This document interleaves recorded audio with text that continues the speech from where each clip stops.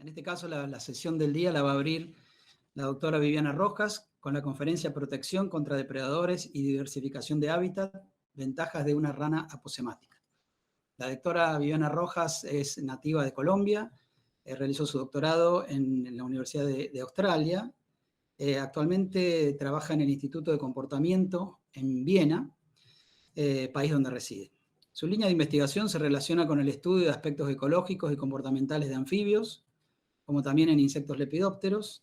Ha sido autora y coautora de numerosos artículos científicos, que incluyen estudios sobre diversidad, patrones de coloración, comportamiento social, reproductivo y uso de hábitat en anfibios.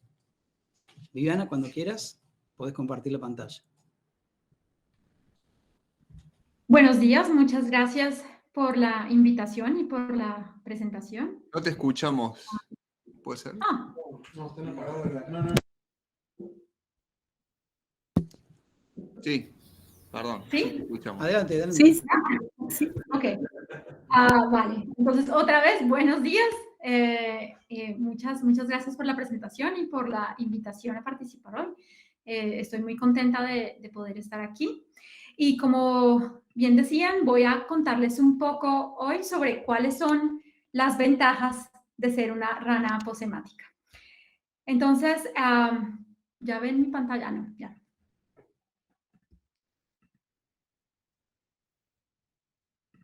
Bien, entonces, yo creo que todos estamos de acuerdo en que la depredación es una fuerza súper importante de selección. Y por eso no debe sorprendernos que hayan evolucionado estrategias que hacen que los animales traten de evadir la depredación en los momentos más tempranos de una secuencia de depredación. Es decir, que traten de evadir la detección por parte de un depredador o el reconocimiento como presa. Esto es lo que comúnmente conocemos como camuflaje. Pero hay otros animales que hacen exactamente lo opuesto. Tienen unos colores muy vistosos y son por lo general, tienen por lo general algunas defensas, ya sea químicas o de otro tipo. ¿Cómo funciona esto? El depredador se enfrenta a una defensa primaria, que en este caso es la coloración. Y en el momento en que ataca a esta presa, se enfrenta con una defensa secundaria que por lo general suele ser una defensa química. Y a partir de esta experiencia empieza a reforzar una asociación entre esa coloración y la mala experiencia para evadir esta presa en futuros encuentros. Este acoplamiento de una defensa primaria, que puede ser la coloración, y una defensa secundaria, que puede ser una defensa química, es lo que comúnmente se conoce como aposematismo. Y el aposematismo es una estrategia que es, en principio, multimodal. ¿Por qué digo que es multimodal?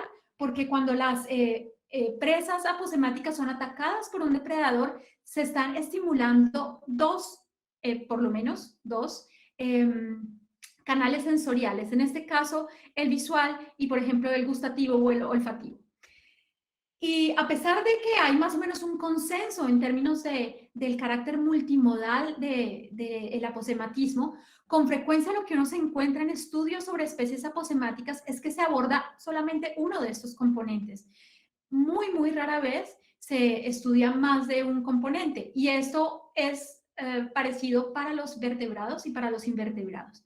Y cuando vamos un poco más en detalle a ver cuáles son esos componentes que se estudian separadamente, vemos que hay una enorme cantidad de estudios sobre las señales visuales, o sea, en su mayoría sobre la coloración, que se estudian por separado. Esto no debería sorprendernos mucho porque nosotros somos animales visuales. No sé si alguna vez le oyeron decir a las abuelas que todo entra por los ojos, y tiene algún sentido porque otros de nuestros sentidos, como el olfato o el gusto, son bastante menos eficientes que la vista, que es tal vez nuestro sentido más agudo. Por eso tal vez estamos con nuestros propios sesgos llamados a admirar este tipo de coloraciones que encontramos en la naturaleza y que son parte de lo que conocemos hoy como animales aposemáticos. Entonces, uno de los principios desde el punto de vista de la evolución, en los que se fundamenta la estrategia del aposematismo, es que para que los depredadores aprendan a evadir una presa peligrosa o, bueno, que no puede ser una presa muy comestible, es que la señal, en este caso la coloración, que ellos aprenden a asociar con la defensa secundaria, tiene que ser lo más parecida posible entre los individuos que están en una misma población. Esto porque si hay variación en esas señales, pues eso podría causar, o se piensa que puede causar confusión en los depredadores. Entonces, una vez un depredador ha tenido una mala experiencia con una presa que tiene determinada coloración y se sigue encontrando con presas que tienen esa coloración, se dice que hay un tipo de, ¿cómo decirlo?, de protección en masa, porque son tantos, es tanta la exposición que tiene a esas señales que esto se va reforzando en su memoria, que esa es una presa que no se puede comer o atacar. Pero cuando aparece una presa que tiene un color diferente, aunque sea defendida, pues esta asociación ya no va a estar trabajando y por lo tanto esa presa tiende a ser atacada. Eso en términos muy generales es lo que podríamos llamar selección positiva dependiente de frecuencia. Entonces, eso significa que cualquier señal nueva en una población de especies aposemáticas, una población de una especie aposemática, debería ser eliminada muy rápidamente porque no es favorecida por selección. Y sin embargo, como la naturaleza está llena de excepciones, encontramos tanto casos entre poblaciones como dentro de una misma población en los que hay variación en las señales de los animales aposemáticos. Y eso entonces, pues es en principio una desventaja, se pensaría. Para completar un poco el panorama y para hacerlo un poco más complejo, ahora se sabe que las defensas químicas también varían, tanto entre poblaciones como dentro de una población. Y esto, como les decía antes, simplemente pues hace el tema un poco más complicado y nos deja con una pregunta que yo creo que muchos de ustedes están haciendo ahora. Si esto funciona así de bien, ¿cómo pueden aparecer nuevas señales, mantenerse y luego esparcirse? No pareciera que fuera posible. Entonces, esto ha sido una de las cosas que a mí más me ha interesado en la biología. Y di con un modelo de estudio que me permite abordar este tipo de preguntas. Me voy a enfocar en este pedazo de la charla en cómo podrían originarse esas señales diferentes en especies aposemáticas. Y el modelo de estudio que tengo yo son las ranas venenosas, de la superfamilia Dendrobatoidea, muchas de las cuales se caracterizan por esta coloración vistosa de la que les estaba hablando hace un momento. Yo en particular estudio esta rana, se llama Dendrobates tinctorius. Es una rana de un tamaño más o menos grande, endémica del escudo guyanés, que estoy estudiando hace ya casi 12 años en la Guyana francesa.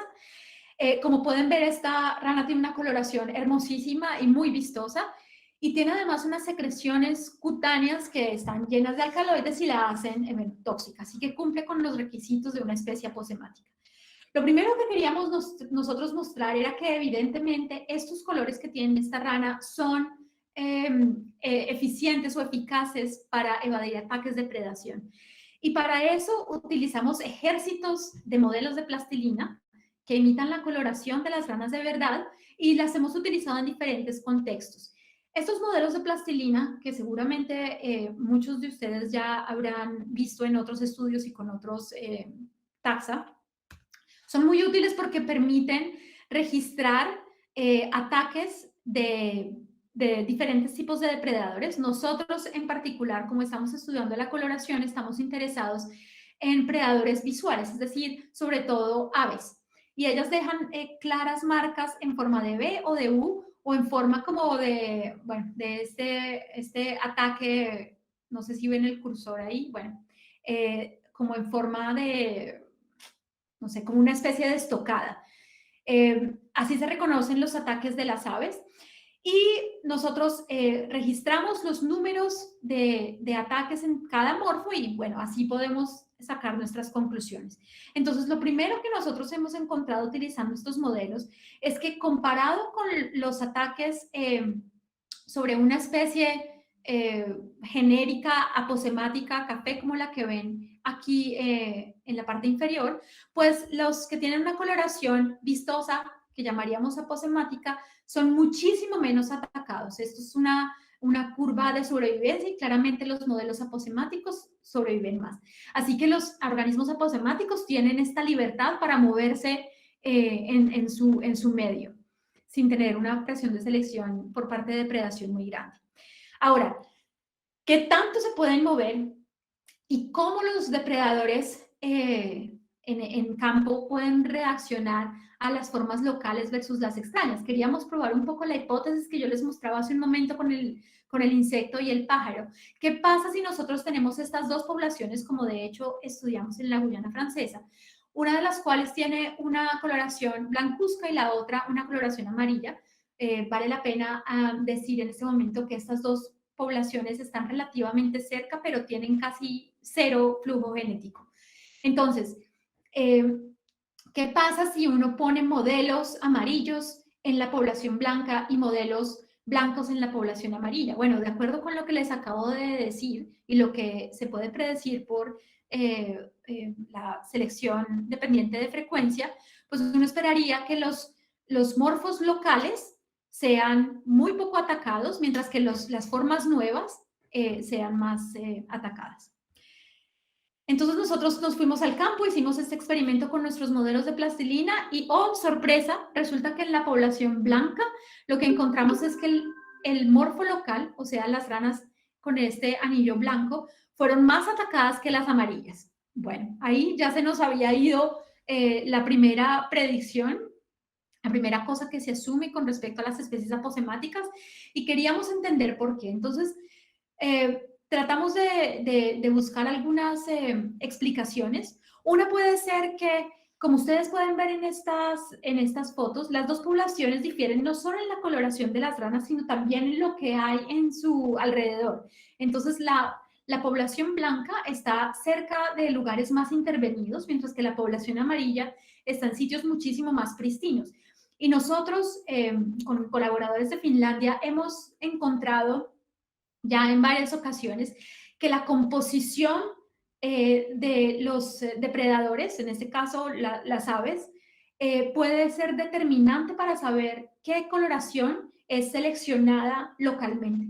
Entonces nosotros pensamos que de repente puede haber diferencias en las comunidades de depredadores que explican que de pronto en un sitio sea más favorecido un color que el otro. Sin embargo, esto no nos explica por qué en la población blanca, las ranas blancas o las locales son más atacadas. Entonces, podría haber otra explicación, y es que de repente la señal blanca no es una señal tan buena después de todo, como tan eficaz para educar a los depredadores, y esos depredadores de repente no han aprendido a hacer esa asociación entre la coloración blanca y las defensas de las ranas. Para probar eso, nosotros teníamos que hacer experimentos controlados en el laboratorio y utilizando lo más cercano que podíamos tener a un depredador. En este caso utilizamos pollos, y lo que hicimos fue entrenarlos a comer tenebrios sobre una imagen que tenía una rana con coloración blanca o con coloración amarilla. Y estos tenebrios estaban inyectados con cloroquina, que es una sustancia que sabe bastante mal, es bastante amarga. Entonces, lo que nosotros tratábamos de hacer era mirar cuántas veces o cuántos tenebrios tenía que atacar un pollo antes de aprender que eso era una presa que no era buena porque sabía muy mal. Entonces, quisimos saber si aprendían más fácil cuando estaba presentado el tenebrio sobre una rana amarilla o sobre una rana blanca. Aquí pueden ver en el video cómo hicimos el experimento. Lo que ven aquí son sesiones consecutivas con los pollos, y lo que pueden ver es que en las primeras sesiones el tenebrio es atacado rapidísimo, pero a medida que van teniendo esa mala experiencia con el sabor, pues entonces empiezan a dudar más antes de atacarlo, al punto en que después de haberse tomado 6 segundos en atacarlo en la primera sesión, en la tercera sesión ya se demoran 50 segundos, y como van a ver acá, en la cuarta sesión ya no lo tocan. Y cuando teníamos 3 de estas sesiones en las que el pollo no atacaba el tenebrio, considerábamos que el pollo había aprendido. Y lo que encontramos fue que efectivamente los pollos aprendieron muchísimo más rápido a no atacar los tenebrios cuando estaban presentados sobre ranas de coloración amarilla, sobre todo cuando tenían una concentración muchísimo más grande de cloroquina. Es decir, los que sabían más mal podían hacer que esa asociación se reforzara muchísimo más rápido con la coloración amarilla, pero la blanca resultó no ser una coloración muy eficaz. No solo eso, sino que nosotros queríamos saber, ok, después de que han aprendido a evadir el color amarillo, ¿qué pasa si les ponemos una rana blanca? Y al revés, si han aprendido a evadir una rana blanca, ¿qué pasa si les ponemos una amarilla? Y lo que encontramos es que aquellas ranas que habían sido entrenadas o que habían aprendido el color amarillo, en su mayoría generalizaron esa aversión hacia la rana blanca, es decir, cuando se les presentó el tenebrio sobre la rana blanca, ni siquiera lo tocaron. Mientras que aquellas que habían aprendido con la rana blanca no hicieron esa generalización. Pero ya sabemos, como les decía al principio, que la apariencia no es todo. Otra cosa que nosotros pensamos que podía explicar los resultados encontrados en campo es que de pronto el tema aquí era un tema en las defensas químicas. De pronto las ranas blancas habían sido más atacadas en la población local simplemente porque son menos tóxicas. Entonces, lo que hicimos fue coger las pieles de ranas de las dos poblaciones y mirar qué tantos alcaloides tenían en cada una de esas poblaciones. Y lo que encontramos, para nuestra sorpresa una vez más, es que la población blanca tenía muchísimos más alcaloides de los que tenía la población amarilla. Pero aquí yo quiero hacer una pausa y hablar un poquito de lo que significan estos resultados en ecología sensorial. Porque obviamente ahorita tenemos muchísimas técnicas para hacer análisis tanto de coloración como de sustancias químicas muy elaborados. Y muchos tal vez de los estudios se quedan justamente en esto, en decir, ok, esta rana es más tóxica porque tiene más alcaloides. Pero de repente se nos olvida que el agente de selección aquí es el depredador. Entonces, aunque nosotros encontremos una mayor cantidad de alcaloides en una rana que en la otra, lo que nos dice verdaderamente cuál es la función adaptativa de estas ranas es, de esos alcaloides, es cuál es la respuesta de los depredadores. Y otra cosa que vale la pena tener en cuenta es que los depredadores no van y prueban solamente los alcaloides. En la piel de las ranas hay muchísimas otras cosas que pueden influir en cómo sabe una rana. Entonces nosotros desarrollamos un método mediante el cual utilizábamos toda la secreción de las ranas, no aislamos los alcaloides, sino era todo lo que había en la piel de las ranas, y lo pusimos en hojuelas de avena y se los dimos a estos pajaritos que ven en esta diapositiva. Y lo que encontramos es que a pesar de que haya más alcaloides en la población blanca, las secreciones cutáneas de la población amarilla son mucho peores para los pájaros, o sea, saben muchísimo peor. Entonces, esto nos lleva a pensar en cómo estamos estudiando estos aspectos de toxicidad en las ranas venenosas y en otros animales. Muchos de estos estudios se han hecho con inyecciones en ratones que claramente dan una información útil, porque entonces uno puede comparar entre especies quiénes tienen una mayor toxicidad basada en la cantidad de alcaloides y en la respuesta de los ratones, pero no podemos olvidar que primero que todo, la toxicidad y la no palatabilidad son dos cosas que pueden ser diferentes. Y por otro lado, que los depredadores entran en contacto con las secreciones cutáneas de las ranas vía ingestión y no vía inyección. Así que, aunque estos estudios sean muy útiles, no nos dan un panorama completo sobre la respuesta de los depredadores. Ok, entonces, lo siguiente que yo quería saber era cómo se podían mantener estas señales que variaban en una misma población. Y lo que se me ocurrió en su momento es que más que buscar como el origen y cuáles son los mecanismos de pronto próximos que ayudan a que esas señales se mantengan, podíamos buscar en qué se diferenciaban tanto comportamental como ecológicamente los individuos con diferentes patrones de coloración para ver cómo de repente se podía mantener esta variación. Y abordamos dos cosas. Una era el ambiente lumínico, que se sabe por muchos estudios de pájaros que es súper importante en cómo se perciben los colores. Entonces hicimos otra vez con nuestros modelos un experimento en el que tratábamos de ver con humanos qué tantas ranas se encontraban en 5 minutos, en un minuto, en dos tipos diferentes de ambiente lumínico, un claro de bosque y un bosque cerrado. Y vimos que efectivamente la detectabilidad de los diferentes patrones que encontramos en la población que estudiamos en la Guyana Francesa dependen del ambiente lumínico en el que se encuentren. Así que podríamos estar pensando en una segregación de microhábitat dependiendo del ambiente lumínico para los diferentes patrones de coloración. Y otra cosa que pensamos que podía ser diferente comportamentalmente era el tipo de movimiento. Sabíamos de estudios de los 70 tal vez sobre culebras no aposemáticas, que las culebras que tenían líneas longitudinales en su cuerpo diferían en el tipo de movimiento de culebras, por ejemplo, que tenían muchas manchas. Porque las que tenían estas líneas longitudinales lo que hacían era moverse muy rápidamente y en una dirección lineal súper definida, mientras las otras tenían un movimiento más o menos aleatorio. Y lo que se creía es que este movimiento en una misma dirección podía funcionar para hacer una ilusión óptica, de forma que los depredadores aéreos no pudieran calcular la trayectoria ni la velocidad de esas serpientes y por lo tanto no pudieran evaluar exactamente en qué sitio deberían atacar, porque esta ilusión óptica creaba un poco de sensación de inmovilidad o de reducción de la velocidad. Entonces, nosotros estábamos interesados en ver si de repente había esas diferencias en movimiento entre ranas que tenían patrones longitudinales como esta de la izquierda y patrones interrumpidos como esta de la derecha.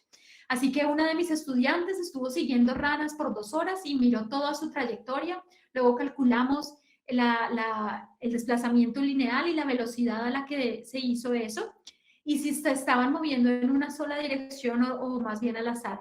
Y lo que encontramos es que las ranas que tenían estos patrones elongados efectivamente se movían en una sola dirección y a velocidades más altas. Y ya les digo que lo que nos emocionaba era pensar que de pronto se generaba esta ilusión óptica conocida como el motion dazzle, que como dato curioso les cuento, lo utilizaban en barcos de guerra precisamente porque podía tener ese efecto de hacerle difícil a las personas que estaban en tierra dispararle a estos barcos porque era difícil calcular su trayectoria y su velocidad. Pero una vez más, esto obviamente es una correlación muy bonita, pero no podemos hablar nada de la causalidad hasta preguntarle, entre comillas, a los depredadores cómo reaccionan ante estos patrones. Entonces, lo que hicimos fue experimentos en el laboratorio donde entrenamos unos pájaros también para tratar de atrapar presas en movimiento que diferían en sus patrones de coloración. Y lo que encontramos es que efectivamente algunos patrones eran muy fáciles de atrapar, como ven acá. Aquí está el pájaro, no sé si ven en la parte inferior, está la presa moviéndose, le quedó fácil, pero había otros que francamente lo tenían muy difícil. Y por más de que intentaban, no lo lograban fácilmente. Y lo que encontramos con esta otra estudiante que se llama Lisa Hämäläinen es que en realidad cualquier patrón podía tener una ventaja en términos de cuán difícil era para el depredador atrapar a esa presa. O sea que nosotros no encontramos esa diferencia entre los patrones elongados y los patrones interrumpidos, pero sí entre cualquier tipo de patrón y una coloración homogénea como la café que estoy mostrándoles aquí en esta gráfica. Una cosa que nosotros, nos dimos cuenta un poco tarde es que desafortunadamente nuestro tratamiento de patrón interrumpido también tenía líneas que podrían haber ocasionado la misma ilusión óptica. Así que lo que deberíamos hacer es utilizar solo manchas en un futuro experimento y ver si tenemos resultados diferentes. Pero por ahora, bueno, fue interesante saber que los patrones sí ayudan cuando están en movimiento. Y lo otro que pudimos saber es que los pájaros se vuelven cada vez mejores para atrapar las ranas de cualquiera de los dos patrones. Y eso nos hace pensar que puede haber diferencias en campo entre los juveniles, digamos, que están experimentando hasta ahora coger sus primeras presas, y los pájaros un poco más experimentados.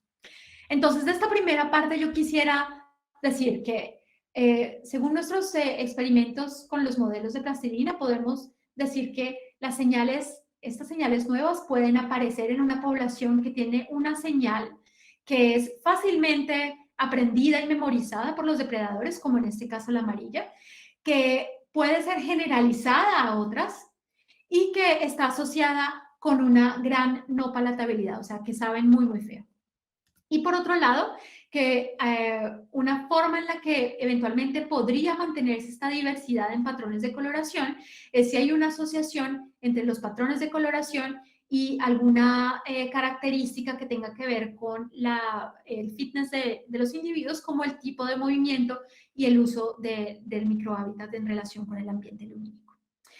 Pero entonces, en ese momento, cuando yo estaba haciendo mi doctorado, un artículo que me llamó muchísimo la atención, y era un modelo matemático, este es un artículo completamente teórico, que habla sobre las ventajas adicionales del aposematismo. No solamente la evasión de depredadores, sino también el hecho de que puede haber una mayor facilidad para acumular recursos y para explotar recursos.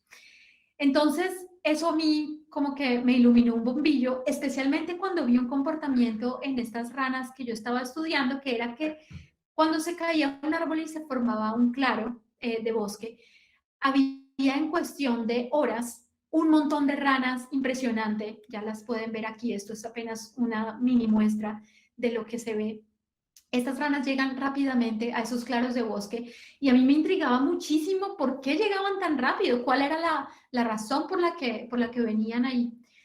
Entonces me pregunté si de repente podía ser que ellos estuvieran buscando nuevos sitios para llevar sus renacuajos. Entonces aquí hago un segundo paréntesis para recordarles de que, a pesar de que hablamos mucho del cuidado parental en vertebrados como algo casi que exclusivo de los mamíferos y las aves, hoy en día sabemos que más o menos el 10% de los anfibios también presentan algún tipo de cuidado parental.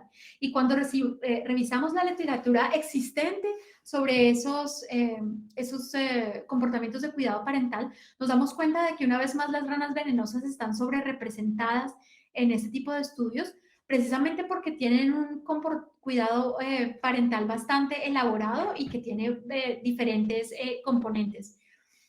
Entonces, en el caso de la rana que yo estudio en la Guyana de Dendrobates tinctorius, los papás de esta rana cuidan las puestas de huevos, las humedecen y están muy cerca de ellas para que en el momento en que los renacuajos eclosionan, ellas puedan transportarlas sobre su espalda a sitios donde luego las van a depositar. A ver, porque esto no se mueve. Donde las van a depositar hasta que los renacuajos hacen metamorfosis. Entonces, acá lo que ven es un macho de Dendrobates tinctorius con un renacuajo en la espalda yendo a un hueco en un árbol caído que se ha llenado con agua y lluvia y lo encuentra apto para el desarrollo de su renacuajo después. Entonces, vuelvo a la pregunta que yo me hice, ¿será que de pronto vienen a esos claros de bosque nuevamente formados porque están buscando sitios para deposición de renacuajos? Tuve la oportunidad, la verdad, bueno, una suerte enorme, de haber presenciado en los 6 meses que duró mi última estancia de campo cuando estaba haciendo mi doctorado. Pude presenciar 8 o 9 caídas de árboles en un transecto que yo seguía todos los días, y eso me permitió hacer un experimento en el cual ponía recipientes de plástico con hojarasca y agua en los sitios donde se habían caído estos árboles, o sea, en los nuevos claros, y también puse como controles recipientes parecidos en el bosque cerrado para ver qué tan rápido eran ocupados en los dos ambientes y qué tan frecuentemente eran usados. Entonces, lo que hice fue hacer como un seguimiento de todos estos recipientes de plástico para ver el número de renacuajos que había cada semana y para documentar la llegada de nuevos renacuajos. Y por supuesto sabía en qué momento exacto empezaron a ser usados. Y lo que encontré soportó muy bien la hipótesis que yo tenía, porque comparado con los recipientes que puse en el bosque cerrado, aquellos que estaban en los claros formados recientemente se ocupaban muchísimo más rápido. Como pueden ver en esta gráfica, la latencia hasta que fueron ocupados por primera vez es muy, muy corta, algunas veces en el mismo día. Y no solo eso, sino que fueron utilizados con muchísimo más frecuencia, o sea, muchísimos más renacuajos fueron depositados en los claros de bosque que en el bosque cerrado. Entonces eso claramente me decía, bien, estas ranas que son aposemáticas pueden estar favorecidas para explotar este tipo de nuevos recursos que aparecen súbitamente en el bosque gracias a su coloración. Yo no vi en todos los días que estuve, que fueron muchísimos los meses, nunca pude ver ranas crípticas que pudieran venir a ocupar esos sitios. Nunca encontré renacuajos de las especies crípticas. Y entonces algo que me surgió como nueva pregunta era, bueno, ¿de dónde vienen estas ranas a traer sus renacuajos? ¿Qué tan lejos van ellas a depositar sus renacuajos? Porque uno esperaría que de repente fueran distancias muy, muy grandes, dado que tienen esta ventaja que les da su coloración. Entonces me asocié con un colega que es un experto en ecología del movimiento, y lo que hicimos con él, su nombre es Andrius Pachukonis, es poner unos arneses de silicona a los cuales les pegábamos, por decirle algo, les amarrábamos un transmisor por medio del cual podíamos seguir la actividad de las ranas durante más o menos una semana, unos días más o unos días menos. Y lo bonito que tuvo este método es que nos daba información sobre el comportamiento espacial de estas ranas sin hacerles ningún daño, y como pueden ver acá, las ranas podían seguir tranquilamente con su actividad, podían transportar renacuajos, vimos ranas en cortejo, pueden comer sin ningún problema y no les causaba ningún daño en la piel. Y gracias a esta técnica que fue perfeccionada por Andrius, lo que encontramos es que en un área donde nosotros conocíamos los cuerpos de agua y conocíamos en los sitios donde vivían cada macho y qué cuerpo de agua era el más cercano, lo que nos permitió esta técnica es ver que los machos normalmente van muchísimo más lejos de lo necesario, es decir, no utilizan el cuerpo de agua más cercano a su rango de hogar, sino se van muchísimo más lejos, a veces hasta más de 100 metros a dejar un renacuajo. Y 100 metros puede no parecernos mucho a nosotros, pero recuerden que esto es una rana de 3 centímetros, de 3 o 4 centímetros, así que en longitudes corporales es una distancia enorme. Pero algo muy chévere que nos dejó este estudio es que no solamente había una gran distancia recorrida en términos horizontales, sino que podían ir en el eje vertical también muy, muy arriba. Esta es una rana que está llevando un renacuajo a un hueco que hay casi en el dosel, y nosotros tratábamos de seguir estas ranas hasta que simplemente las perdíamos de vista. Y lo que encontramos con esto es que aquí pueden tener una mejor idea de qué tan arriba pueden ir estas pequeñas ranitas. Lo que nosotros encontramos es que los machos pueden treparse más de 20 metros, lo cual es aproximadamente 500 veces su longitud corporal, lo cual es un paseo impresionante. Y bueno, uno no puede dejar de preguntarse por qué se van, habiendo tantos sitios abajo, por qué se van hasta estos sitios tan altos, cuando esto puede representar sin duda un gasto energético considerable. Entonces lo que quisimos hacer era ahora tratar de entender qué eran esas características que predecían la presencia de renacuajos de Dendrobates tinctorius a diferentes alturas para poder entender por qué subían. Y lo que hicimos fue estudiar piscinas, vamos a llamarlas, estos cuerpos de agua a 3 diferentes alturas, o unas que estaban sobre el piso, que podían ser, a las cuales los animales podían llegar solamente llegando desde la hojarasca. Había otras que llamamos low climb, que eran a más o menos 2 metros de altura, entre 1 y 2 metros, pero que no eran accesibles desde el piso, sino que el animal tenía que trepar, y hay unos animales en la comunidad de anuros de ese sitio que no pueden hacerlo, y otras que llamamos arbóreos, que eran, bueno, a alturas considerables. Y lo que hicimos para hacer una caracterización de estas charcas fue estudiar sus características físicas, químicas y biológicas, cosas como pH, oxígeno disuelto, salinidad, el volumen, la presencia de otros artrópodos que pudieran ser alimento, en fin. Y lo que encontramos es que la presencia de renacuajos de Dendrobates tinctorius aumentaba considerablemente en charcas que estaban a mayores alturas y que tenían mayores valores de alcalinidad, dureza, salinidad y diversidad de insectos. Pero tal vez lo que más nos impresionó de este resultado es la enorme flexibilidad que aparentemente tienen estos renacuajos. Pues lo que tenemos nosotros en mente cuando pensamos en renacuajos son animales que tienen relativamente nichos estrechos, porque tienen unos requerimientos fisiológicos y unos como características críticas de las cuales no se pueden salir porque son un estado de desarrollo muy, muy frágil. Entonces nos impresionó la gran flexibilidad de características, sobre todo químicas, que estos renacuajos pueden soportar. Y además encontramos y miramos un poco más, no solo sobre tinctorios, sino un poco más la comunidad que utiliza estos cuerpos de agua, que hay especialistas en charcas que se hacen al nivel del suelo. Por ejemplo, Alobates femoralis es una de ellas. Hay otras que tienen...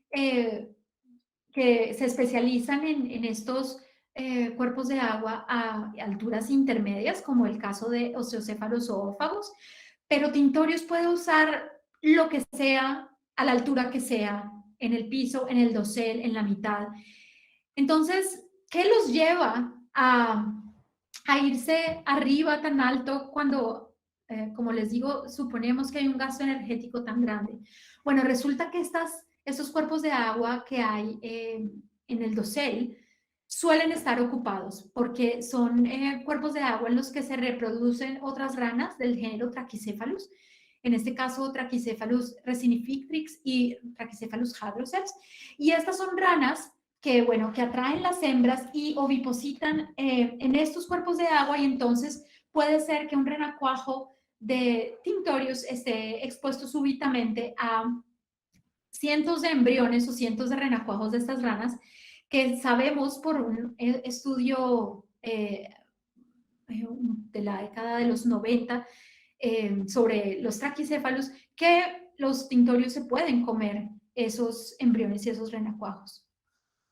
Y cómo no, teniendo semejante aparato bucal tan miedoso, ellos pueden comer lo que sea, son omnívoros, pero son particularmente voraces y pueden comer incluso con específicos. Así que si uno se pone a pensar, el beneficio de llegar a un sitio de estos es altísimo, porque están expuestos a una cantidad de comida que puede significar una ventaja enorme para acelerar su desarrollo.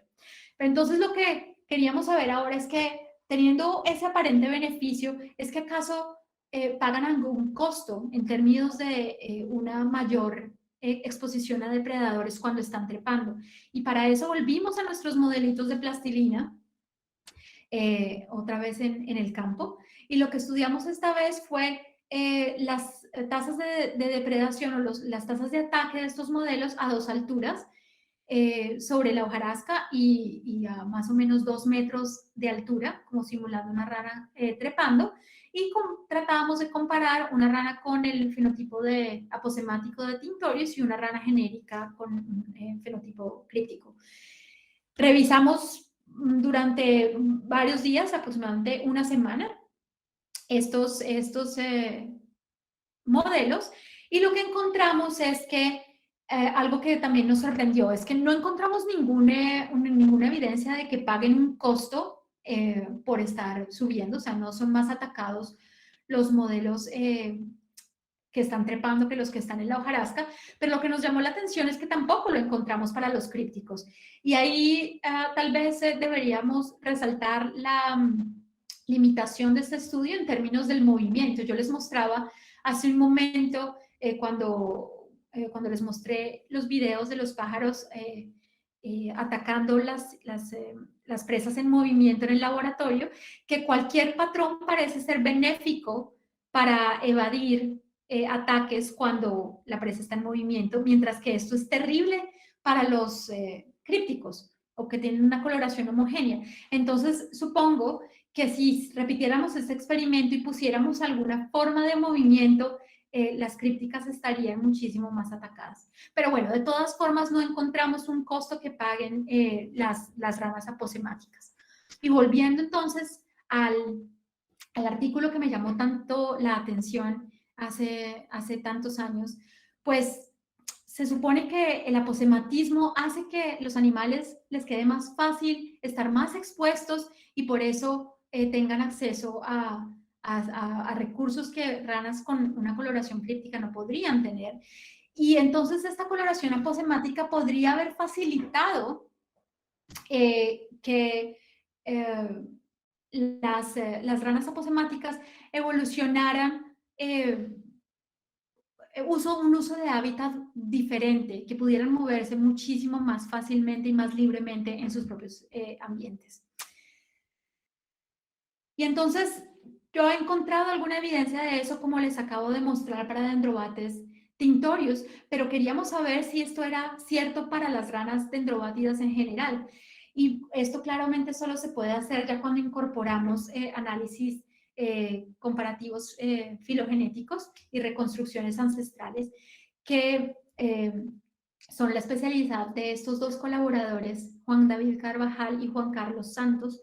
Para ello recolectamos información sobre el cuidado parental, algunas características ecológicas y también la coloración de aproximadamente 220 especies de dendrobátidos, de las un poco más de 314 especies que hay. Y tratamos de ver si podíamos encontrar alguna evidencia de un acoplamiento, por así decirlo, en la evolución de la coloración aposemática y el uso de fitotelmata, o sea, de estos cuerpos de agua en los árboles, en algunas especies también, por ejemplo, en las axilas de las bromelias. Y efectivamente lo que encontramos fue eso. Cuando hicimos la reconstrucción de estos caracteres, encontramos que la mayoría de las ranas venenosas que usan fitotelmata son de hecho aposemáticas. Entonces, sobre esta segunda parte, lo que quisiera decir es que, bueno, los machos de Dendrobates tintorius pueden darse el lujo de ir muchísimo más lejos de lo necesario para depositar sus renacuajos. Los renacuajos de tintorius son increíblemente flexibles en términos de las características químicas del agua donde pueden ser depositados. Un posible beneficio extra de ir a estas piscinas, estos cuerpos de agua en el dosel, es que podrían tener acceso a cientos de embriones o de renacuajos de estas ranas traquicéfalos, que son una merienda nada despreciable, y que no hay una evidencia de que haya un mayor riesgo de depredación para los machos de Dendrobates tintorius que van trepando por los troncos. Pero sin duda, el mensaje final que yo quisiera que se llevaran de esta charla es que más allá de la protección que la coloración aposemática le da a estos animales contra los depredadores, fenotipo aposemático puede funcionar como una especie de sombrilla que le permite a estas ranas evolucionar unas actividades de cuidado parental muy elaboradas y que les ha permitido también diversificar su hábitat y explotar sitios que no son tan accesibles para especies que no tienen este tipo de protección. Y con eso termino. Quiero darle las gracias a todos los colaboradores que tengo en diferentes partes, a mis estudiantes, a mis mentores, a las entidades que me han financiado, y muchas gracias a los organizadores por invitarme a dar esta charla y a ustedes por escuchar.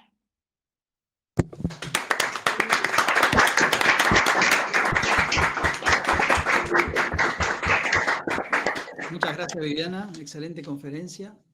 Vamos a dar lugar al espacio de preguntas. Pablo Palacios, podés abrir tu micrófono. Hola, profe Viviana, ¿cómo está? Hola, Pablo. Profe, pues aquí súper pendiente siempre de sus charlas, y yo tengo como un par de preguntas fundamentales que me causan atención, y es que al parecer para los dendrodáctilos aposemáticos la cantidad de luz es bastante importante, ¿no?, en el término de comunicación de la señal, ¿no?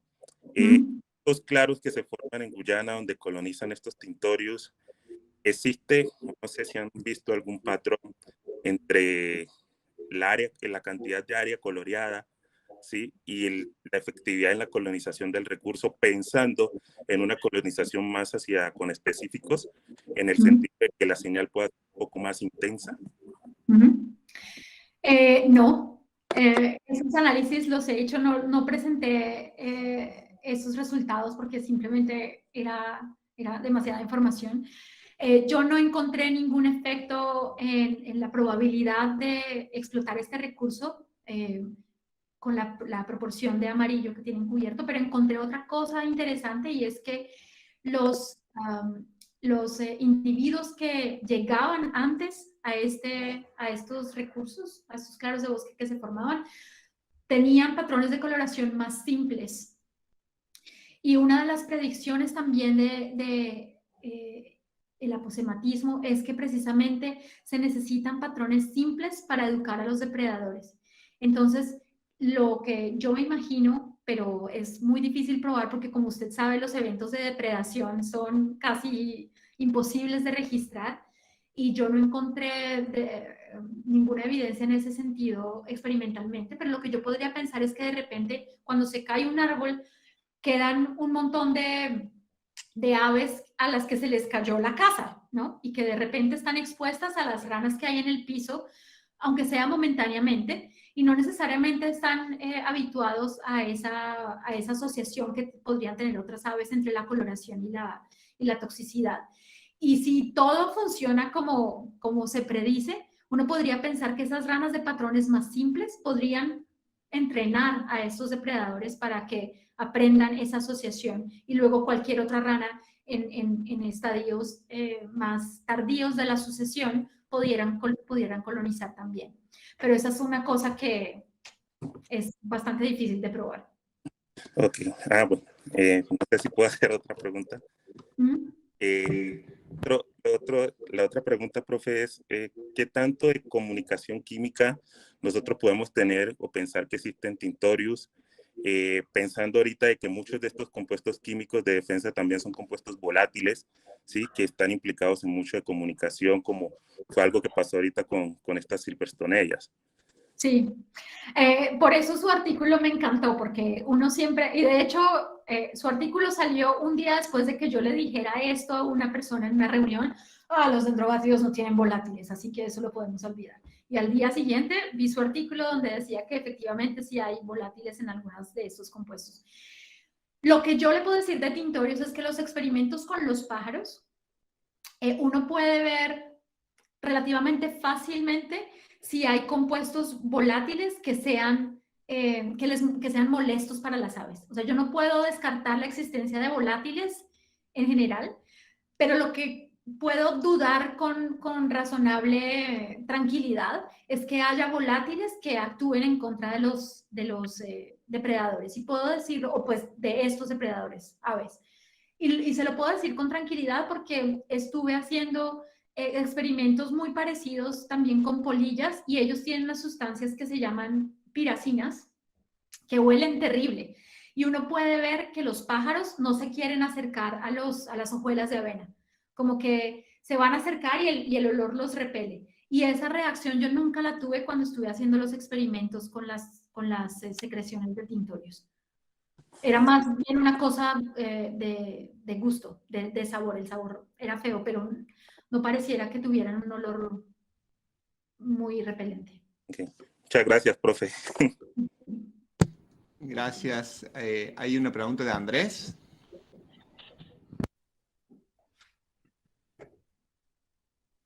Estás silenciado. Gracias. Hola, Viviana. Hola. Bueno, me encantó tu charla, súper inspiradora. Ahí, en relación a un poco a lo que sugería Pablo y a lo que comentaste sobre los morfos más no tan llamativos, quería saber si llegaron a hacer algún experimento de la ocupación de espacio por estos morfos más claritos y menos amarillos. Si se repite el patrón en relación a los más amarillos brillantes. Pues sí, yo hice un experimento con modelos otra vez, en el que tenía unos que eran súper amarillos, otros que no eran tan amarillos y los crípticos. Y yo no encontré ninguna diferencia entre los que tenían mucho amarillo y los otros. Esto era buscando claros de bosque. A esto le falta obviamente el componente de movimiento, pero por lo menos con los modelos estáticos yo no encontré ninguna ventaja de un patrón sobre el otro. La única diferencia clarísima era los aposemáticos versus los crípticos. Eso sí era clarísimo. Pero entre los dos patrones aposemáticos yo no encontré ninguna diferencia ahí. Porque se me ocurría pensar que de repente, al ser más brillante, en principio parecían un evento colonizador, fundador, y no sé si después podría llegar a variar la coloración una vez que ya está estabilizada la población. Y bueno, no hay mucha importancia. Sí, no sé, y el problema que hay con eso es que ellos llegan en cantidades impresionantes, pero claramente eso se va bajando y luego como hacer un seguimiento de la población en ese sentido es bastante complicado porque luego ya no son tan fáciles de ver en esas cantidades. Claro. Pero tú quédate ahí sintonizado que yo le tengo ganas a encontrar una respuesta a eso y de pronto en unos años. Está buenísimo. Y la otra cosa, creo, un poco más general, en relación también a lo que estamos hablando ahora de los volátiles, etcétera, y al comentario que hiciste de los amarillos, al final no tienen más toxinas, pero son menos palatables. Y pareciera entonces que uno tiene que redefinir el concepto de aposemático, no con relación a toxicidad, sino en relación a palatabilidad, ¿no? Entonces, como, bueno. Definitivamente. De hecho, digamos que la definición más estricta no es ni siquiera con toxicidad, sino con profitability. ¿Cómo se dice? Que como qué tan buena sea la presa. Y eso puede tener muchísimas dimensiones. Pero una cosa además que a mí me parece importante en ese contexto de lo de los alcaloides y la cantidad de alcaloides y la palatabilidad es que tampoco podemos descartar que los amarillos tengan, por ejemplo, un superalcaloide que sea súper poco palatable y que no sea la cantidad específicamente de alcaloides, sino de qué alcaloides, porque eso tampoco lo mostré, pero también difieren mucho en el tipo de alcaloides que tienen. Y definitivamente hay unos que tienen los amarillos y no tienen los blancos. Entonces podría ser que de repente uno de esos alcaloides sea el responsable del mal sabor. Y que no importa si están en bajas concentraciones, igual pueden ser muy poco palatables. O puede ser, que también me parece súper interesante, que haya otras cosas, además de los alcaloides, péptidos, no sé, se me ocurre eso en principio, que tengan el mal sabor y que sean los responsables de darle el mal sabor a las ranas. En principio los péptidos en general no tienen mal sabor, pero sí hay un caso que han demostrado, bueno, en particular en dendrobatios no hay muy pocos péptidos también. Y la última que ya lo dejo ahí es el tema de los predadores, porque también, como bien enfatizaste en varias partes, bueno, ¿cuál es el efecto de los predadores? ¿Cuán sensibles son los predadores a esos alcaloides? Porque de hecho hay diferencias entre las aves que comen, por ejemplo, insectos, y tienen un número de receptores mucho mayor que aves que comen otro tipo de comida. Muchísimas gracias. Sí, con mucho gusto. Gracias, Andrés. Vamos a dar lugar a otras personas. Margarita y después Mariana. Mariana Puente. Bueno, ¿se escucha bien? Sí. Perfecto. Viviana, recontra felicitarte. La verdad que es una conferencia impecable, hermosa. No han dejado preguntas sin abordar. Nosotros en nuestra cueva, en el laboratorio de comportamiento, decimos el sistema de puzzle, de rompecabezas, poner fichas sólidas. Y bueno, siempre hay fichas que faltan y demás. Muy, muy lindo. Menos mal, porque si no se nos acaba el trabajo. Sí, gracias. Bueno, a mí se me acaba la vida, esa es la macana, y las preguntas están y están y están. Bueno, Viviana, una preguntita. En la especie que más robustes han encontrado con las preguntas, con las respuestas, con los diseños, ¿han pensado en alguna transecta larga para abordarla en la otra punta con un ambiente diferente, con otros predadores, para ver las respuestas? ¿Me comprendes la pregunta? Sí, creo, y no lo hemos hecho por dos razones. Primero, porque, bueno, ir a la Guyana es caro. Sí. Y es difícil encontrar financiación para estarse mucho tiempo ahí. Bueno, es difícil en ese sentido. Por otro lado, la distribución de estas ranas es bastante de parches. Claro. Y lo que se cree es que precisamente esos parches están justo alrededor de los claros de bosque que se han formado, incluso en estadios más tardíos de la sucesión. Entonces, son bastante parchudas ellas. Entonces, en una misma población no he hecho nunca transectos tan largos. El transecto que yo seguía, gracias al cual pude darme cuenta de los árboles que se caían, era de más o menos 1 kilómetro. Entonces, eso ha sido como lo más largo que te puedo decir en una sola población. Pero tenemos datos de diferentes poblaciones que tienen diferentes patrones de coloración. O sea, hay poblaciones que son completamente azules, hay poblaciones que son casi completamente amarillas, hay poblaciones que son casi completamente negras. Entonces hay una gran variación entre las poblaciones. Sabemos también que los depredadores, porque yo hice estos experimentos de los pájaros con ranas de todas estas poblaciones que te estoy diciendo, y la variación en la respuesta de los depredadores también es gigante. Entonces lo que tenemos ahora, que lo estamos analizando, y espero que salga relativamente pronto, ojalá el año entrante, es, tenemos la dieta de estas diferentes poblaciones para saber un poco cómo está asociada la dieta de ellos con los resultados que encontramos del disgusto de los depredadores. Porque se supone que ellas tienen sus toxinas a partir de la dieta, que normalmente son hormigas. Entonces, eso es una parte de la investigación que deberá venir pronto. Y algo que me quedan ganas de hacer es hacer estos estudios que hemos hecho con los lepidópteros sobre las comunidades de depredadores para ver cómo son diferentes entre poblaciones, porque eso da un montón de información sobre qué tipo de coloración se selecciona en cada localidad. El problema es que yo le preguntaba a ornitólogos en Colombia y ellos me dicen, uy, esto de caracterizar en los transectos las poblaciones las comunidades de depredadores en la selva, en el Amazonas, es otra cosa. Estamos acostumbrados a donde estudiamos los lepidópteros, que son zonas completamente abiertas y con una riqueza pues muchísimo menor que la que hay en la Amazonía. Entonces ese es un proyecto que está pendiente, pero a mí también me gustaría hacer muchísimo eso que tú dices, como de algo más continuo que abarque de repente poblaciones adyacentes, pero está pendiente. Sí, Viviana, la verdad que excelente lo que hacen. Cortitito para no ocupar mucho tiempo.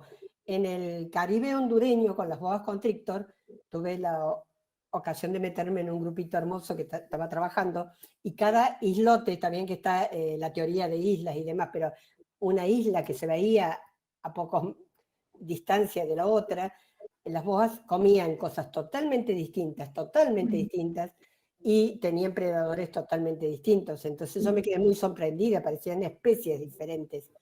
Entonces está muy bueno que lo pesquen ahí por el lado de la dieta, que es más facilito. Bueno, no es nada es facilito cuando uno lo complejiza, pero bueno, creo que abre muchas pistas. Bueno, de nuevo felicitarte muchísimo. Muchas gracias. Hasta luego. Muchas gracias. Gracias. Y Mariana, ¿puedes abrir tu micrófono? Sí, acá estoy. Buenas. Bueno, estoy así como estupefacta con la conferencia, me encantó porque aborda montones de cosas. Lo mío es una curiosidad con los experimentos, con los pollitos o con algún experimento de esos. ¿Alguna vez los han dejado y han evaluado memoria de lo aprendido? Sí. Porque viste, puede ser que tengan más latencia aprender con el blanco, pero que después dure más el aprendizaje. Ok, no lo hicimos con la población blanca y no lo hice con los pollos, lo hice con otros pájaros con los que utilizamos para las presas en movimiento. Sí. Utilicé diferentes patrones de coloración, pero siempre con la combinación amarillo-negro. O sea, nunca utilicé la blanca en esos, y que hice experimentos de detectabilidad, aprendizaje, generalización y memoria. Memoria al día siguiente, memoria a los 3 días, y luego liberábamos el pájaro y si lo volvíamos a recapturar, al tiempo que fuera, volvíamos a probar. Esa memoria a largo plazo, re mala. O sea, yo creo que ellos necesitan el refuerzo. El refuerzo, sí, gracias. El refuerzo de ver esa señal, ¿no? Y ahora sabemos que también es muy interesante que no es solo la memoria y el ensayo y error de un mismo individuo, sino que ellos pueden observar a otros individuos que tengan experiencias desagradables con esas presas y pueden copiar la versión. O sea, ya sabiendo que el vecino tuvo una mala experiencia, ellos también pueden aprender de esa experiencia ajena. Entonces, ahí ahora se ha sabido recientemente mucho más sobre el uso de información social para evadir estas presas. Entonces, la memoria de un día era relativamente buena, pero a medida que pasaba el tiempo, si no tienen el refuerzo, yo creo que se va desvaneciendo. Divino. Bueno, muchas gracias. Bueno. Gracias, Mariana. Yo tengo también una pregunta, Viviana. Ahí cuando explicabas las ventajas o las necesidades de ser aposemática, expresabas la ventaja de una baja variabilidad entre los individuos. Y eso me preguntaría si no estaría limitando en la variabilidad en el campo de las presiones de selección sexual. Y, digamos, es como un campo fértil para que surjan estrategias alternativas, si son todos iguales, y si hay algún tipo de estrategia de sneaker o si están utilizando otro tipo de señales. La respuesta es no sé, pero es algo de lo que somos perfectamente conscientes. La única aproximación que yo he tenido a cosas de selección sexual con estas ranas era tratar de ver si yo podía detectar alguna característica de los patrones de coloración que pudiera predecir la probabilidad de que yo los encontrara en cortejo y de que ese cortejo fuera sostenido, ¿no? No que fuera una cosa ahí de un encuentro un momentico y luego ya.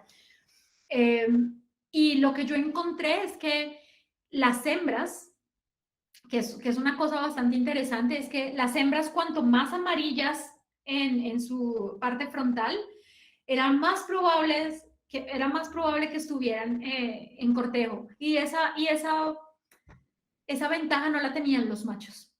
Entonces, eso es interesante, pero claro, tiene el inconveniente de que yo no puedo estar segura de que sí se aparearon. ¿Sabes? Y muchas veces hemos visto que los cortejos duran muchas horas incluso y de repente se separan. Entonces tengo esa limitante, pero es algo que me parece súper interesante de estudiar. No sabemos. Además, yo pienso que en esta especie las señales visuales son súper importantes porque es una especie que prácticamente no vocaliza. Ellas son casi mudas. Ellas no tienen esa llamada de advertencia que tienen los otros dendrobátidos, ni son tan territoriales tampoco. Entonces ellas seguramente se tienen que comunicar mucho más de una manera visual, lo que hace más importante la coloración ahí. ¿Hay tiempo para una pregunta más? Diana. Diana. Hola, ¿me escuchas? Bueno. Bueno, primero que nada, felicitarte porque realmente la charla fue impresionante, los experimentos que diseñaron para responder cada pregunta es maravilloso. Yo me quedé con una pregunta de la primera parte de la charla, en los experimentos que las aves pican sobre el lomo de los moldes de plastilina. ¿Notaron alguna diferencia en la zona que las aves picaban, si en la zona negra central o en las manchas amarillas del costado? Eso me preguntaba. No lo vimos como en tanto detalle con lo que estás diciendo. Tratamos de fijarnos en si de repente picoteaban más la cabeza o el dorso, porque uno pensaría que los pájaros tienden a atacar la cabeza, que es como la parte más vulnerable. Y en cuanto a en qué región del cuerpo se hacía el ataque, no encontramos ninguna diferencia, pero esto específicamente de los colores no lo revisamos. Gracias. Te felicito nuevamente. Muchas gracias. Bueno, le damos un aplauso a Viviana.